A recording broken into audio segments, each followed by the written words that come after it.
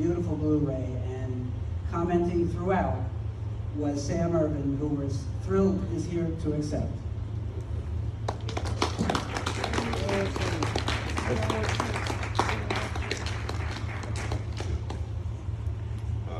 you. So this, wow, this is so incredible.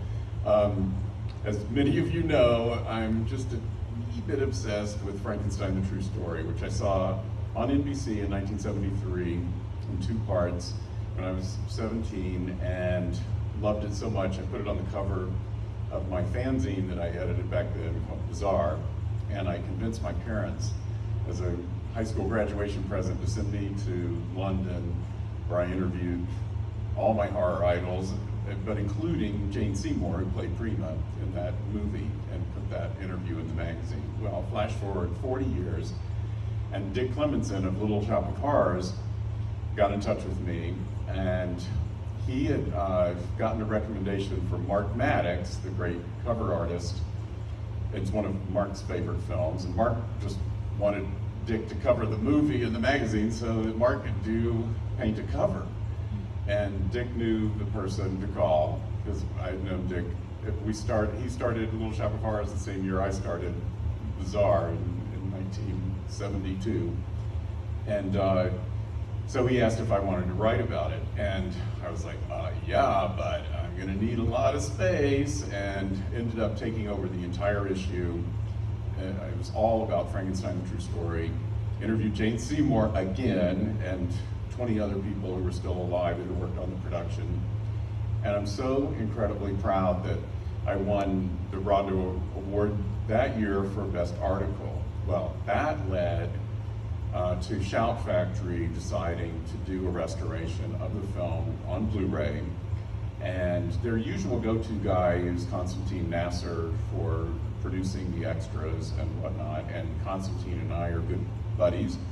And he also, Konstantin, his sort of obsession is the 78 Dracula, the Frank Langella, and he had done kind of a special issue of Little Shop on that movie, and I had followed it with Frankenstein, the True Story, and Konstantin did the Blu-ray extras for the Dracula 78 Shout Factory Blu-ray, and won a Rondo for that. And so we've had this kind of, I've been following in his footsteps, and so it was really fun that we were able to co-produce the extras for this Blu-ray, and I did the audio commentary and the interviews of the people and stuff. Well, the audio commentary, as David said, it's a 3-hour and 7-minute movie, and I scripted it, I timed out everything. I wanted to cram as much information as I could possibly get into it and make it entertaining and talk about the history of the making of the film and point out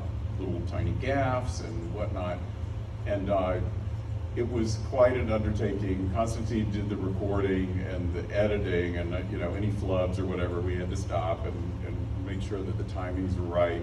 So he put a lot of post-production effort into it and a lot of patience. But anyway, it turned out pretty good. I'm very proud of it, and I could not be more proud of winning a second Rondo for my scholarship about this film. Now, there's a very dangerous thing that is happening here, David, because now having won 2 Rondos for scholarship on Frankenstein, the True Story, it has encouraged my obsession to just continue.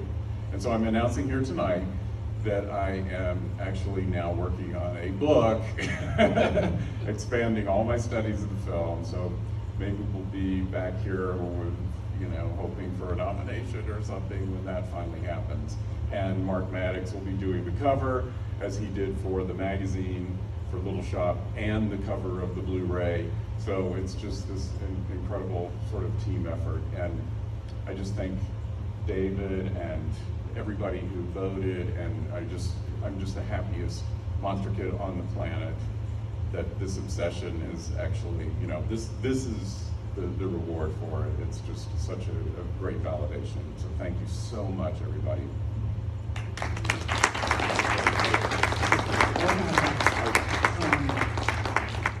The Rondos are more than just about scholarship and they're also about fashion. So if we could have a picture of you two.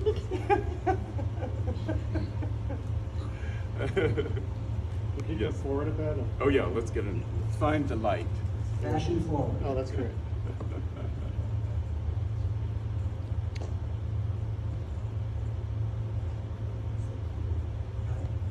No, I'm still on video. I